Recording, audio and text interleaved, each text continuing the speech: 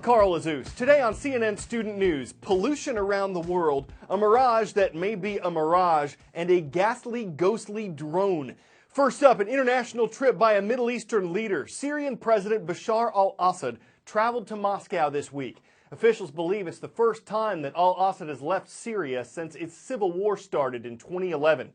He went to the Russian capital to meet with the man who's become his main sponsor, Russian President Vladimir Putin. Russian officials say the two leaders discussed working together to fight terrorist extremist groups. That's a term the Assad regime uses to describe anyone fighting the Syrian government. Russia says its military is in Syria both to fight terrorism and to help the Syrian government stay in power. In the 4.5 years since the war in Syria began, the human rights group Amnesty International says 200,000 people have been killed, and that 11 million people, that's almost 2/3 of Syria's entire population, have been forced to flee their homes. Today's roll call starts near the Caribbean with a city in northwestern Venezuela. It's Maracaibo. And we found out yesterday that the students of Escuela Bella Vista are watching there. Great to see you. Next, we're moving north to North Georgia and flying with the Falcons of Flowery Branch High School. Hello to our viewers in Flowery Branch. And a little farther north in northeast Illinois, shout out to Elmwood Park High School. It's in Elmwood Park, not too far from Chicago. Ahead of a climate conference in Paris next month, the number of international officials are calling for a price on carbon. Carbon dioxide emissions are blamed for pollution worldwide. A carbon price, or carbon tax, would require certain organizations or businesses to pay a fee. The more carbon their projects give off, the more they'd have to pay. Supporters say this would encourage countries to reduce their carbon emissions, to look for cleaner ways to make products and do business, and to generate revenue that could be used to clean up the environment or research green technologies. But opponents of the idea say some businesses would simply move their operations to other countries where there isn't a carbon tax to avoid paying it. They also say it'll be expensive to institute carbon taxes and carbon monitoring, and that some corporations could cheat to get around the fees. CNN has reporters all around the world, and several recently discussed ways to combat pollution in the cities where they work. We'll start in Hong Kong.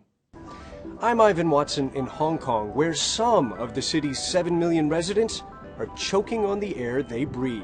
Cases of chest infection and asthma have soared in recent years, and the problem has caused more than 2,600 premature deaths in 2014, according to a report by the University of Hong Kong, and cost the economy nearly $4 billion.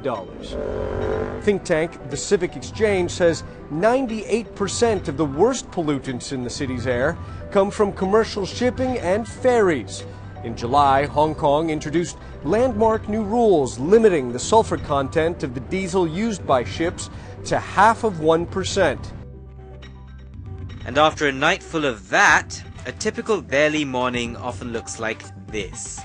You can barely see more than a dozen feet ahead of you. Now, trucks aren't allowed to ply these roads during the day, but cars are. And the sheer number of cars is a problem. Every day, 1,400 new cars join the 8.5 million already on the streets here. The World Health Organization has labeled India's capital the most polluted city on the planet. Policymakers are beginning to react, with New Delhi's government trying out what it's calling a car-free day. Delhiites will be encouraged to leave their cars at home and instead take public transport. One thing the government has been trying to do is boost renewable energy. Tokyo is one of the largest metropolitan areas in the world, with tens of millions of people and the cars and the industry to go with it. And yet pollution here, not a very big problem. In fact, as compared to most other large Asian cities, Tokyo consistently ranks near or at the top of most air quality lists. But it hasn't always been this way. Take the Sumida River, for example. Clean now, it was dark with pollution back during Japan's industrial booms of the 50s and the 60s.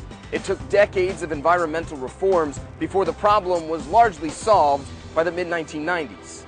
As beautiful as Paris might be, there are some days when you could barely see the Eiffel Tower for the pollution. That's something the mayor of Paris has been intent on changing almost since the day she was elected.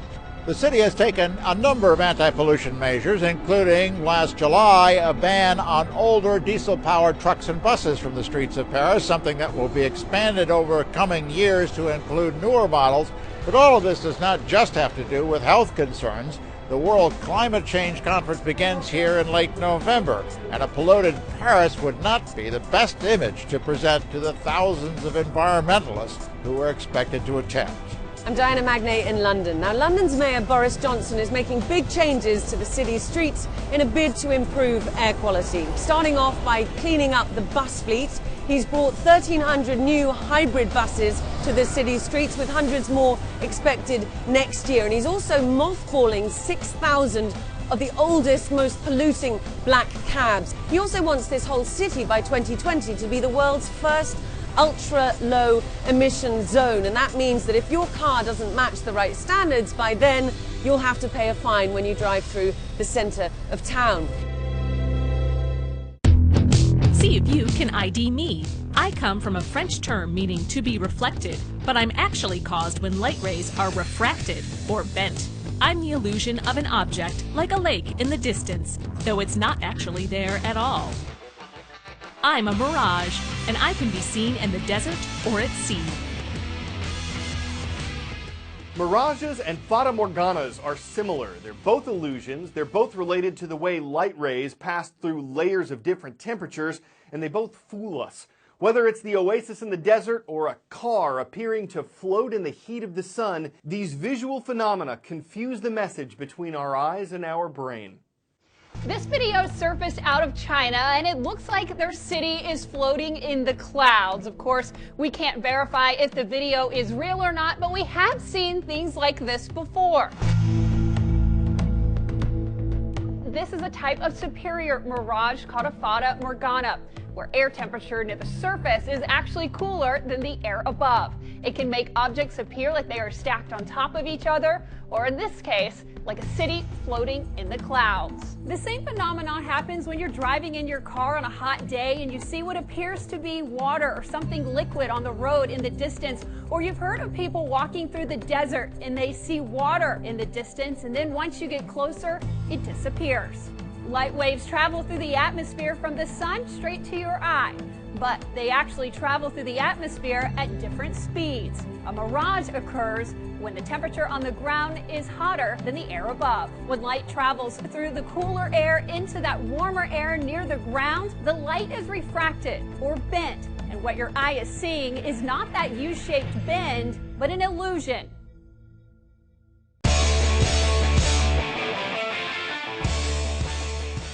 Maybe going out as a ghost isn't the most original Halloween idea, but it is if you're a drone. Look at this. A man in Arizona dressed up his drone as something spectacularly spooky and just had it hover around the block for a while, creeping out some cars. It took more effort and battery than just using a sheet with some eye holes cut out of it. And imagine what it would look like in the dark if you couldn't see the propellers. You might call that downright wraithful. But let's be transparent about this. Now that someone's floated the idea, it might not fly with overprotective parents who could give it a propeller takedown. There's just the ghost of a chance that they become ghostbusters. I'm Carl Zeus, and we've got to ghost, but we hope you'll drift by tomorrow for more CNN student news.